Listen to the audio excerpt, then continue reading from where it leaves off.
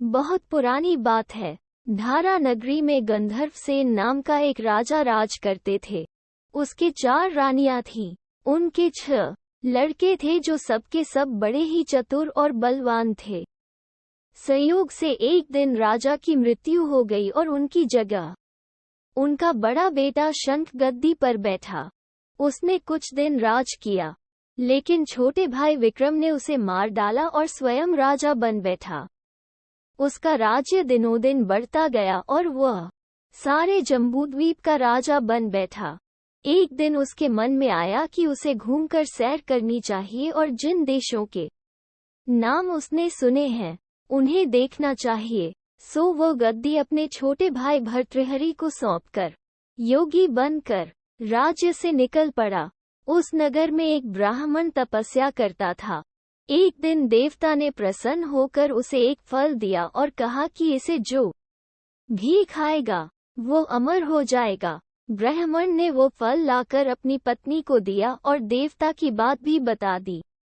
ब्राह्मणी बोली, हम अमर होकर क्या करेंगे? हमेशा भीख मांगते रहेंगे, इससे तो मरना ही अच्छा है। तुम इस फल को ले जाकर राजा को दे आओ और बदले में कुछ धन ले आओ। यह सुनकर ब्राह्मण फल लेकर राजा भर्तृहरि के पास गया और सारा हाल कह सुनाया। भर्तृहरि ने फल ले लिया और ब्राह्मण को 1 लाख रुपये देकर विदा कर दिया। भर्तृहरि अपनी एक रानी को बहुत चाहता था। उसने महल में जाकर वो फल उसी को दे दिया। रानी की मित्रता शहर कोतवाल से थी। उसने वो फल कोतवाल को दे दिया। कोतवाल एक वेश्या के पास जाया करता था। वो उस फल को उस वेश्या को दे आया। वेश्या ने सोचा कि यह फल तो राजा को खाना चाहिए। वो उसे लेकर राजा भर्तृहरि के पास गई और उसे दे दिया। भर्तृहरि ने उसे बहुत सा धन दिया, लेकिन जब उसने फल को अच्छी तरह से देखा तो पहचान लिया।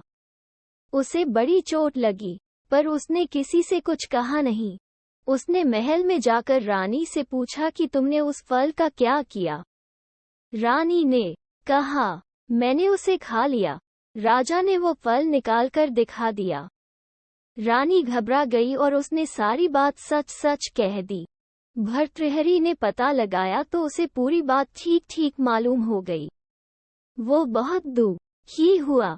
उसने सोचा, यह दुनिया माया जाल है, इसमें अपना कोई नहीं। वो फल लेकर बाहर आया और उसे धुलवाकर स्वयं खा लिया। फिर राजपाट छोड़ योगी का भेष बना जंगल में तपस्या करने चला गया। भर्तृहरि के जंगल में चले जाने से विक्रम की गद्दी सूनी हो गई। जब राजा इंद्र को यह समाचार मिला तो उन्होंने एक देव को धारा नगरी की रखवाली के लिए भेज दिया। वो रात दिन वहीं रहने लगा। भर्तृहरि के राजपाट छोड़कर वन में चले जाने की बात विक्रम को मालूम हुई तो वो लौटकर अपने देश में आया। आधी रात का समय था। जब वो नगर में घुसने लगा तो देव ने उसे रोका। राजा ने कहा, मैं विक्रम हूँ, यह मेरा राज है, तुम रोकने वाले कौन होते? उद्धरण चिन्ह। देव बोला, मुझे राजा इंद्र ने इस नगर की चौकसी के लिए भेजा है। तुम सच्चे राजा विक्रम हो तो आओ, पहले मुझसे लड़ो। दोनों में लड़ाई हुई। राजा ने जरा सी देर में देव को पछाड़ दिया। तब देव बोला, हे राजन, तुमने मुझे हरा दिया, मैं तुम्हें जीवन दान देता हूँ।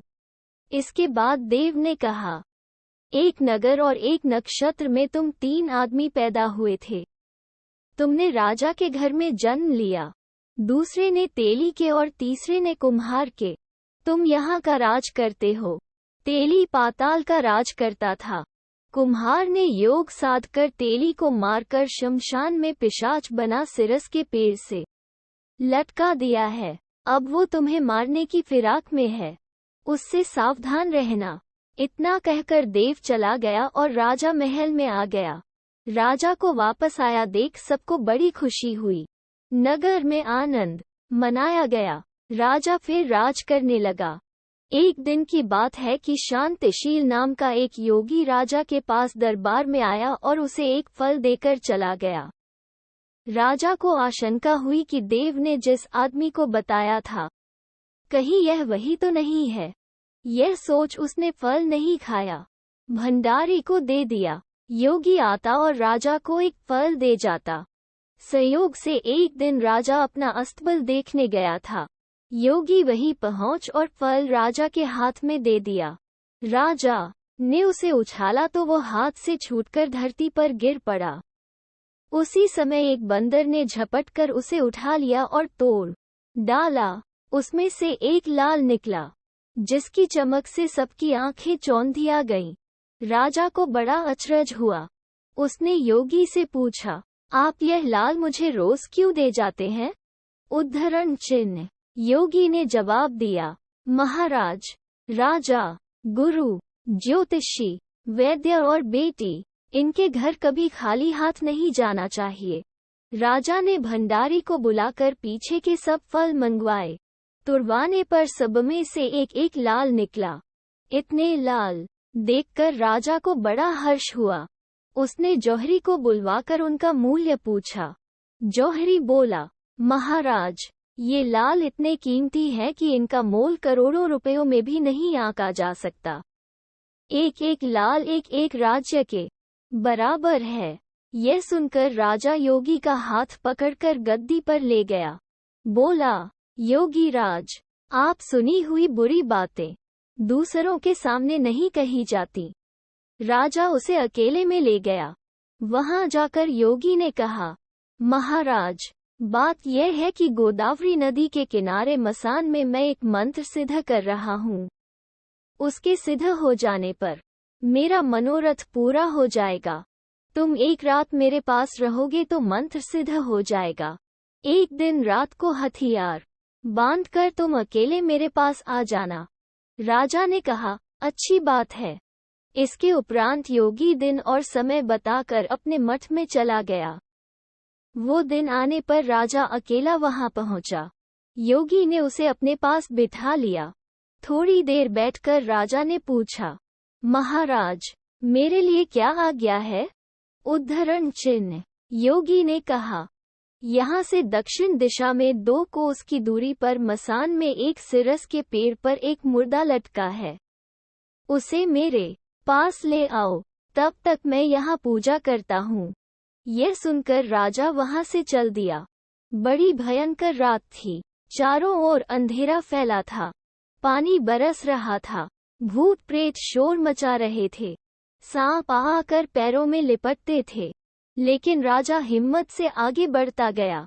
जब वह मसान में पहुंचा तो देखता क्या है कि शेर दहाड़ रहे हैं, हाथी चिंगार रहे हैं, भूत प्रेत आदमियों को मार रहे हैं। राजा बेधड़क चलता गया और सिरस के पेड़ के पास पहुंच गया। पेड़ जड़ से फुंगी तक आग से दहक रहा था। राजा ने सोचा, हो न हो यह वही योगी है जिसकी बात देव ने बताई थी। पेड़ पर रस्सी से बंधा मुर्दा लटक रहा था। राजा पेड़ पर चढ़ गया और तलवार से रस्सी काट दी। मुर्दा नीचे गिर पड़ा और दहाड़ मार मार कर रोने लगा। राजा ने नीचे आकर पूछा, तू कौन है? उद्धरण चिन्ह। राजा का इतना कहना था कि वो मुर्दा खिलखिलाकर हंस पड़ा। राजा को बड़ा अचरज हुआ। तभी वह मुर्दा फिर पेड़ पर जा लटका। राजा फिर चढ़कर ऊपर गया और रस्सी काट मुर्दे का बगल में दबा। नीचे आया, बोला, बता, तू कौन है? उद्धरण चिन्ह। मुर्दा चुप रहा। तब राजा ने उसे एक चादर में बांधा और योगी के पास ले चला। रास्ते में वह मुर्दा बोला, मैं बेताल हूँ, तू कौन है और मुझे कहाँ ले जा रहा है? उद्धरण चिन्ह। राजा ने कहा, मेरा नाम विक्रम है, मैं धारा नगरी का राजा हूँ। मैं तुझे योगी के पास ले जा रहा हूँ।